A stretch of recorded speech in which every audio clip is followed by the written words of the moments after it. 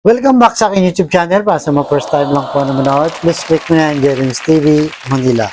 Anyway guys, wala nang pong bayad, libre lang. Tulong mo na lang din sa kapwa mo. Alright, thank you very much po. Sa topic natin ngayon po, today's reflection, ito yung unang linggo sa ating mga Katoliko na Adviento. Di ba? So pinagdiriwang natin hanggang sa sumapit ang araw ng Pasko. So ang mabuting balita ngayong linggo na to ay ayon kay San Lucas. Noong panahon iyon, sinabi ni Jesus sa kanyang mga alagad, magkakaroon ng mga tanda sa araw, sa buwan, at sa mga bituin. Sa lupa, ang mga bansa ay masisindak at malilito dahil sa ugong at mga daluyong ng dagat.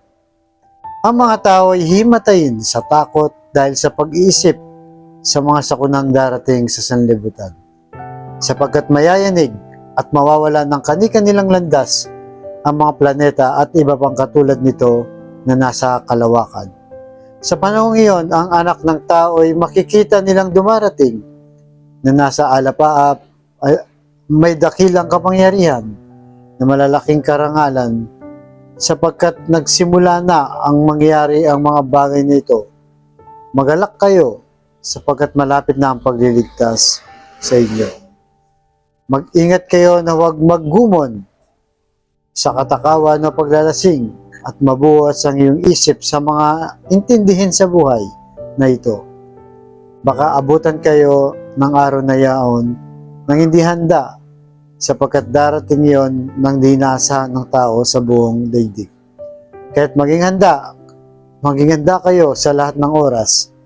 Lagi ninyong idalangin na magkaroon kayo ng lakas upang makaligtas sa lahat ng mangyayari at makaharap sa anak ng tao. So yun guys, napakalinaw, no? Kung babasahin natin, parang nakakatakot talaga, parang end of the world na doon sa salita nitong si San Lucas. Kasi nga, yung buwan, yung bituin, yung universe, kumbaga yung galaxy, siguro mag-iba-iba ng mga pwesto, di ba?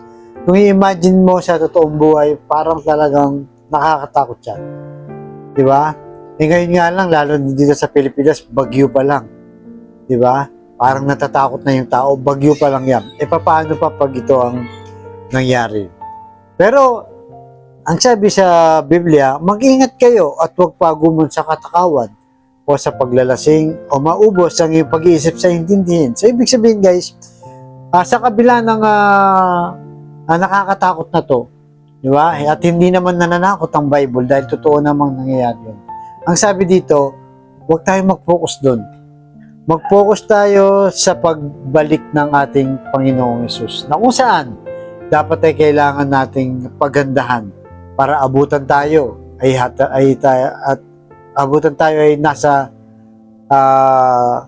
tamang sa tamang oras tayo na abutan tayo na siguro tumutulong sa kapwa, di ba? Pinapahalagahan ng pamilya. Ito yung sinasabi dito guys. Kasi sa panahon natin ngayon, di ba, napaka-busy ng tao. Lalo na sa social media, di ba?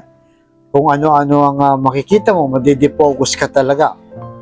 Sa trabaho, di ba? Sa eskwelahan, sa negosyo, at kung ano ba pinagkakabalahan mo.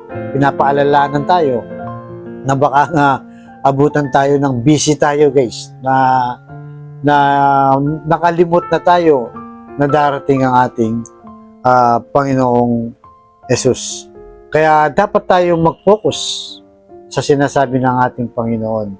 Dahil nga pagka sa mga bagay na pinagkakabisihan natin, ay baka magulat na lang tayo nandyan na ang Panginoong Hesus. Kaya ito yung sinasabi sa atin na laging maghanda sa oras ng pagdating. So halimbawa, yung iba, di ba?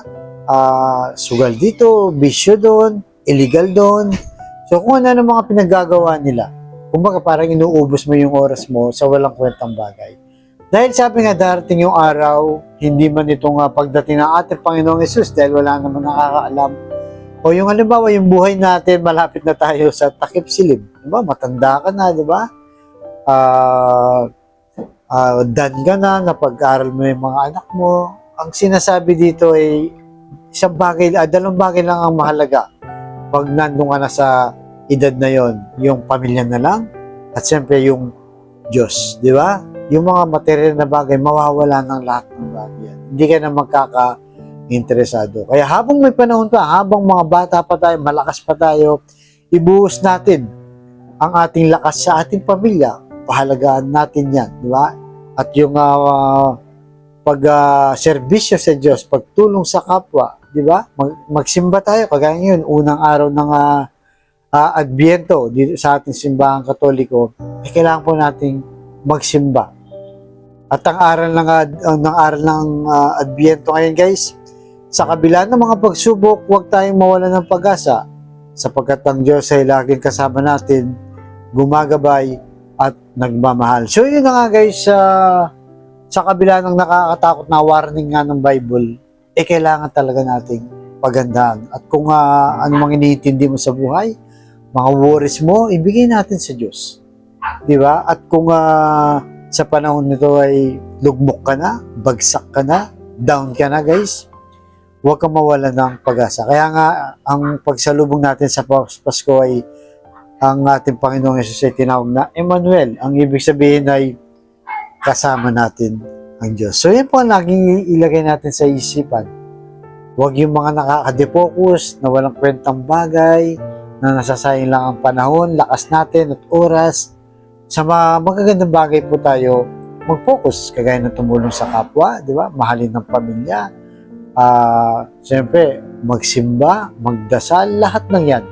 Yan ang mga importante kaysa sa mag-focus tayo sa mundong ito. Kaya sa kapatid nating nanonood sa aking vlog, na malubhan na po ang karamdaman, problema sa pamilya at problema rin sa finansya. Sabayin mo ko sa napakasimpleng dasal na kung ikay maniwala at magtiwala sa ating Panginoong Yesus ay tsak yun ipagkakalob sa iyo sa tamang panahon. Lord, i-bless niyo po ang kapatid naming nanonood sa aking vlog na malubhan na po ang karamdaman. Stage 4 cancer na, Lord. Tinaningyan na po ang kanyang buhay. Ipuhin niyo po ng iyong mapagpagaling na kamay. Haplusin niyo po, Lord.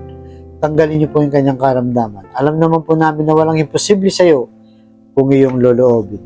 Ganon din po sa pamilyang nasira na o nakawatak-watak dahil sa hindi pagkakaunawaan, dahil sa taas ng pride. Ipuhin niyo po ang kanilang puso na maging mapagkumbaba, mapagpasensya at mapagpatawad sa kanilang pamilya. Ganon din po sa financial, Lord, na kailangan po namin lahat. Lalo na po, yung mga kapatid namin walang-wala, ultimong pambili ng 1 kilo lang ng bigas, Lord. Iniisip pa, pinoproblema pa kung paano iraraos ang kanilang pamilya. I-bless niyo po ang aming hanap buhay para sa aming pamilya. Ang lahat ng ito iniling namin sa matamis na pangalan natin, Panginoong Jesus. Amen. To God all be the glory. Sa ngalan ng Ama, ng Anak, ng Diyos, sa Espiritu Santo. Amen. Thank you very much po.